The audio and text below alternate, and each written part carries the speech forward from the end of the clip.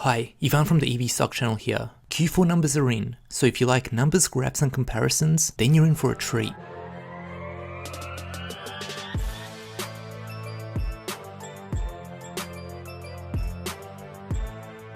So Tesla's announced Q4 vehicle production and delivery numbers. So what did the numbers show? So let's start off with production. Tesla produced a record 104,000 vehicles for the quarter, which is a new record and the first time that they were able to crack the 100,000 mark. Moving on to Model 3 production, and another record with almost 87,000 Model 3s produced for the quarter. When we look at weekly average production, we can see that Tesla has been able to increase it every single quarter since the introduction of the Model 3. And this is no surprise, as Tesla is continually making improvements to their manufacturing process to make them more efficient, so expect this number to continue to increase going forward.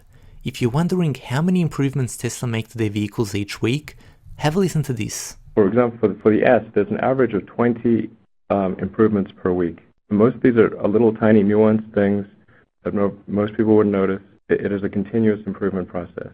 Moving on to deliveries. And in Q4, Tesla delivered a record 112,000 vehicles. And in the month of December, Tesla broke another record in delivering approximately 27,500 Model 3s in the US. To put that number into perspective, that's about as much as the Nissan Leaf and Chevy Bolt sold over the course of the year combined. Next, we can see that Model X sales increased to 2,400 for the month of December, while Model S sales also picked up with 1,750 for the quarter, so great to see these high-value, high-margin vehicles finishing the year strong, which bodes well for Tesla to be profitable in Q4. Interestingly, we can see the Model X is still outselling the Model S by about 25% since April. Now, looking at 2019 as a whole, we can see just how popular the Model 3 has been, and shows that demand is no problem, and that the competition is virtually non-existent. The only vehicle on the horizon that is likely to challenge the Model 3 is the Model Y. Moving on to the Audi e-tron, we can see that sales have picked up slightly over the last 2 months, but at the end of the day, let me put these numbers into perspective. Audi sold 5,369 e-trons in the US over a 9-month period.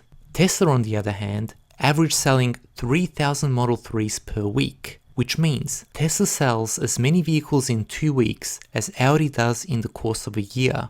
Moving on to the Jaguar I-Pace, the vehicle that was supposed to destroy the Tesla Model 3, as a famous short seller stated. So far, there's been a head-to-head with Jaguar and Tesla. The Jaguar blew it away. All right. And that's going to happen with the incumbents are going to destroy Tesla. Well, Mr. Spiegel couldn't have got that more wrong, as the Model 3 has outsold the Jaguar I-Pace at a rate of 61-1. On a final note, let's look at estimated revenue per model. We can see that the Model 3 is generating around $8 billion per year and turning into a real cash cow for Tesla.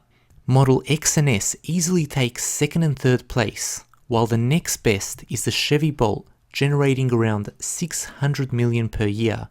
And to put that number into perspective, GM recorded $147 billion in revenue in 2018, so $600 million associated with electric vehicles comes out to only 0.4% of their total revenue. So clearly not something that they are really focusing on.